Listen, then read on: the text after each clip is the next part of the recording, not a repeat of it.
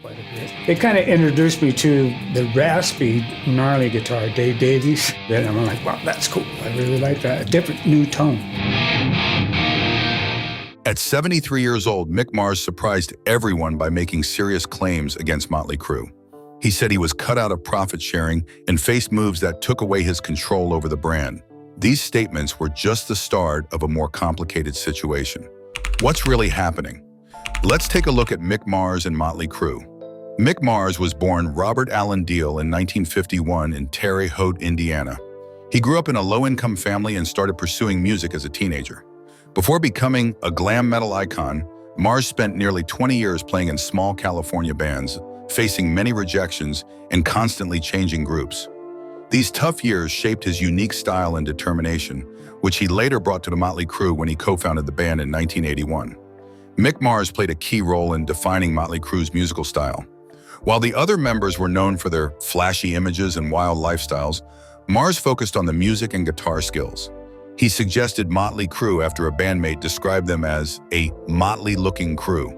This idea helped create the band's identity and reflected his character.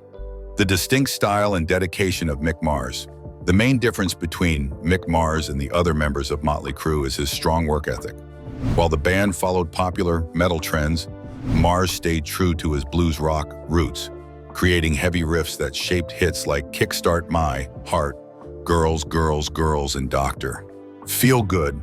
Those who worked with him in the studio say he was often the first to arrive and the last to leave, always carrying a notebook with notes on each guitar solo.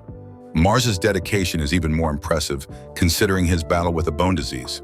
At 17, he was diagnosed with ankylosing spondylitis, a condition that causes the vertebrae to fuse over time. This rare disease brings constant pain and limits movement. According to medical records shared by Mars in a lawsuit in 2023, he had spinal fusion surgery in 2004 and had metal rods put in to help with his posture. He faces daily pain while performing. Despite his health issues, Mars never let the illness control his career. For over 40 years, he participated in every studio album, tour, and significant event. Many industry professionals mention that most of the guitar tracks on the albums were played entirely by Mars himself, without any help or substitutes.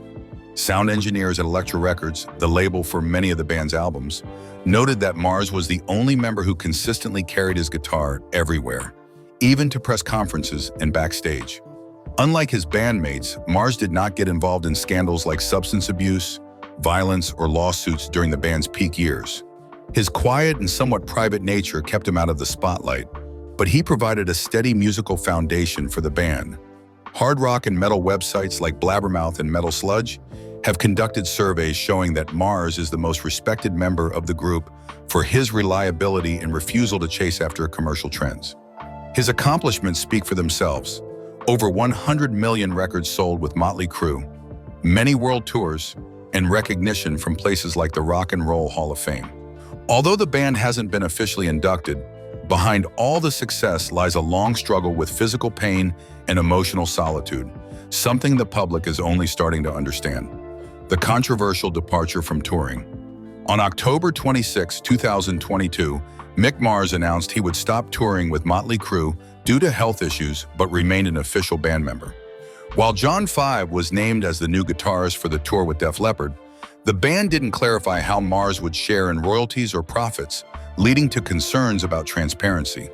In the weeks after the announcement, Mick Mars' image was removed from promotional materials, causing fan controversy. Some music sources suggested that the replacement was planned, and Mick Mars felt surprised and pushed out without proper consultation. Mick Mars usually avoided personal and business discussions within Mötley Crüe, which limited his influence and decisions. He often missed financial meetings and didn't publicly respond after stepping back from touring, keeping silent on social media, and turning down interviews.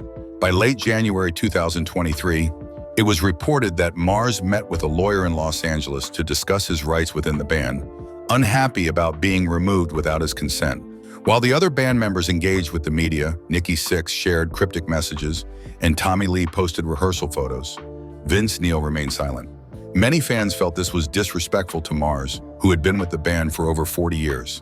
As tensions rose, Fellow musicians like Dee Snider and Tracy D. Guns supported Mars, calling the band's treatment of him a betrayal. Discussions about potential legal issues emerged online, indicating a serious rift that could result in a lawsuit. The explosive lawsuit and band fallout. On April 6, 2023, Mick Mars filed a lawsuit against Mötley Crüe in the Los Angeles County Superior Court.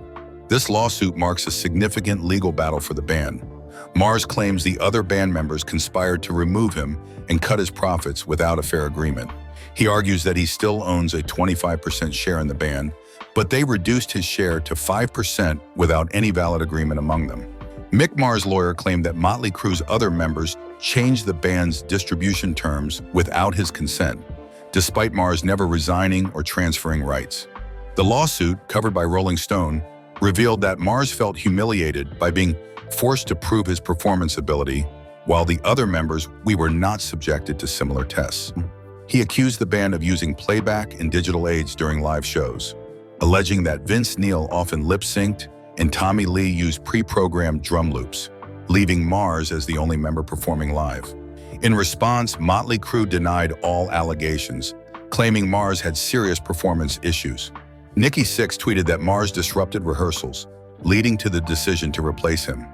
Many fans and industry figures defended Mars, suggesting he was being scapegoated for the band's financial concerns. Mars also claimed he co-owned the Mötley Crüe name and had voting rights. His team considered blocking the band from using the name unless an agreement was made. The lawsuit affected the band's reputation and credibility with sponsors, while raising concerns among event organizers about future contracts. As of mid-2024, no ruling had been made, but the case has harmed Mötley Crüe's image. For Mars, it's about defending his legacy after 4 decades in rock. Instead of retaliating, he has launched a new independent music project, marking a new chapter in his career. Solo career and reflections at 73. In February 2024, Mick Mars released his first solo album, The Other Side of Mars, while still in a legal dispute with Mötley Crüe. This is the first time he has launched a project on his own. The album features 10 tracks that mix hard rock with grunge, industrial, and alternative metal, showing a new direction for Mars.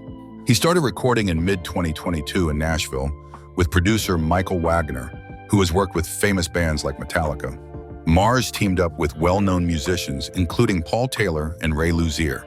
The opening track, Loyal to the Lie, has heavy riffs and responds to accusations from his former band.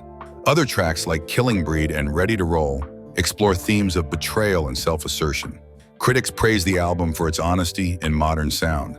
The Other Side of Mars received positive reviews and reached number 5 on the iTunes Rock Chart and number 18 on Billboard's Top Rock Albums soon after its release.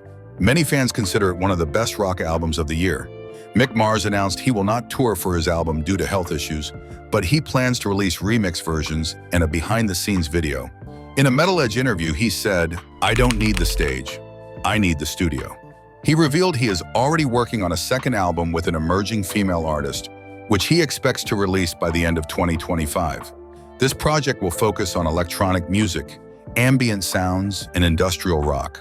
The Other Side of Mars is his artistic statement, showing he doesn't need Mötley Crüe's fame to have an impact. While many artists choose to retire or reunite, Mars asserts his independence. After successfully releasing his solo album, he had started giving interviews, expressing feelings of betrayal by Mötley Crüe co-founders. In a June 2024 Rolling Stone cover story, he shared, "I was drained like a broken machine and then thrown away." Despite his disappointment, he does not hold any bitterness and mentioned that a potential reunion must be for the music, not money. His comments received attention as Mötley Crüe continues without him. Mick Mars has thought deeply about his recent experiences, focusing on personal lessons from the fallout. Now, he mainly lives in Nashville but is undergoing physical therapy while working in the studio. Although he no longer performs live, he practices guitar daily and writes music as a form of mental treatment. Mars is seen as an independent artist, rarely in public but respected in the music community. Young bands at festivals like Hellfest and Aftershock credit him as a significant influence on their guitar styles. With his 75th birthday coming in 2026, some music journalists have suggested nominating him for the Rock and Roll Hall of Fame, recognizing him as a member of Mötley Crüe and a solo artist.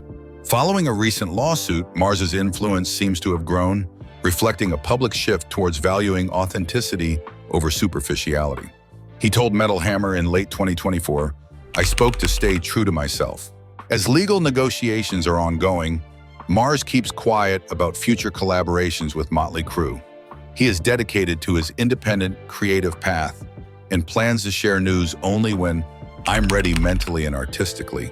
At 73, he remains an important figure in American classic rock, continuing to build his legacy through music and personal expression.